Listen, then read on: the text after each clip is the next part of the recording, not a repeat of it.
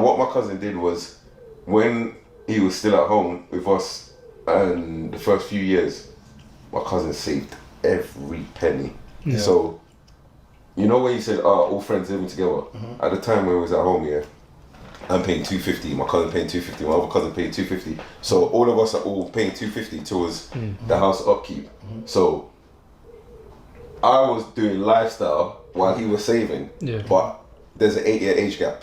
You get what I'm saying? So I'm like, at the time, 19, 20, you get me? So if I'm paying $250 and I know that I've got a bag 5, $2,000 left after, I'm the man. I'm going shopping all the time, boom, boom, boom. Fast forward now, I was just like, you smashed it. Because he literally, I think when he put his down payment, he lives in Essex.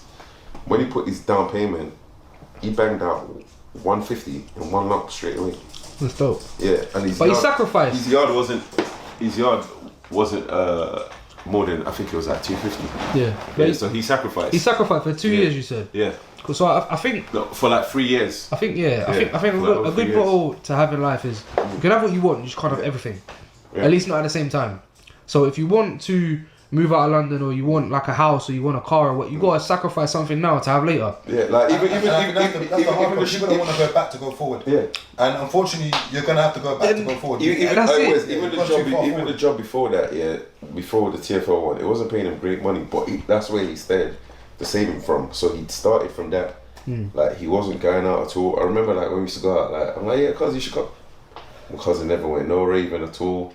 He literally like didn't have no socials. Yeah. He stayed in the zone for like maybe 5-6 years. But I kind of get it, because you know what, he was born here. He moved to Nigeria when he was 5. So when he came back, like his mind state was like conditioned to, I've had it hard. Yeah, he didn't want to go back. He didn't want to lose everything. And at the point when he came back, his mom had just passed. Yeah. So like, imagine losing your mum at 21. Yes. Your mind state is like, right, I'm on my own, and he was the only child. Yeah. So he just. Yeah. And I didn't get why he was how he was until I lost my mum. I was like, oh shit, this is what it does to you. You become laser focused. Yeah. But he picked it up from the jump. Like he just literally became a man straight away. He was like, okay, it's just me. Boom. Because he became responsible for himself. He became responsible for himself, and when I see him all the time, I'm like, right, I'm proud of you, because he's got his 2 kids. You get me? He's a proper family man. He don't do too much. He's not. You get me? Yeah. Like his wife came to an event I did, and I said, right, where's your husband? She was like, right, you know him, man. He's just at home chilling. He don't, you know what I mean? Yeah. He don't really want to come out like that. Like he comes out time to time, but he's just.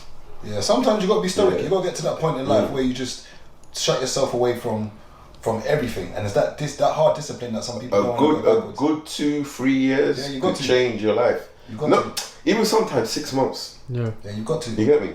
Just got to know what to do. Even when you look at fitness, for a lot of people, it's just 6 months. Yeah. Just dedicate 6 months. Watch what you eat and just do exercise for 30 minutes a day. You've already got the frame. That's it. Just 6 months. But sometimes people don't want to do the hard work, you know, and it's unfortunate. That some people are just going to fall on the wayside.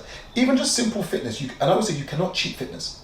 As much as this started as a fitness program and it's channel, and it technically still is, you can't cheat fitness in the same way you can't cheat yourself. The only difference is that you can cheat your bank balance because no one can see it. Way that you've cut out this and you've done your calorie deficit. So you've said you've watched your food.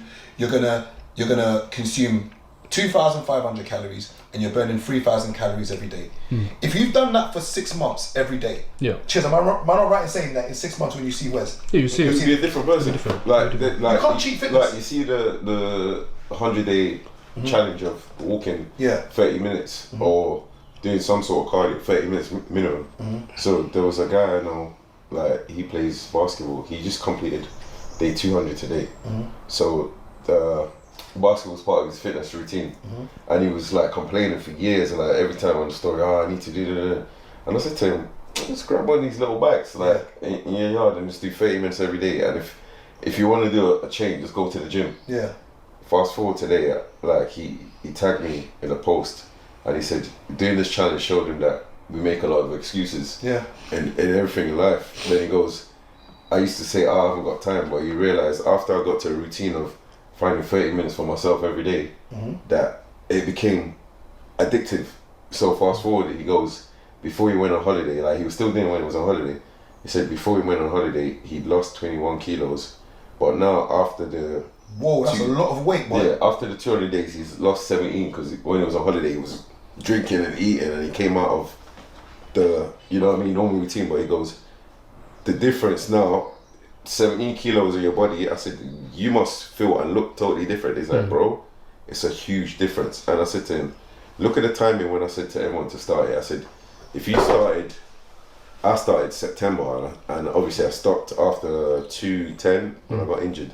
But I said, if you started September 11th when I started, in about a week and a bit, it will be about 250. You know what I mean? So I said, if he done 250 in a row, he would have been at the look he wants, because there's another guy who I used to train, he started in November. And if you see the transformation of how he looked when he started to now, it's a madness. And when I reposted the other guy, he started laughing. He said, oh, when what did he say? He said, you see number 2, yeah? So number 2 comment was, if you want to get something done, you make time for it. Most of us have at least 30 minutes a day where time is wasted. That's enough time to start a life-changing habit. Yeah, it's then true. He goes, you see number 2, yeah? I laugh when most of my guys tell me that they're busy, especially as most of them don't even have kids. Can't wait till I'm done.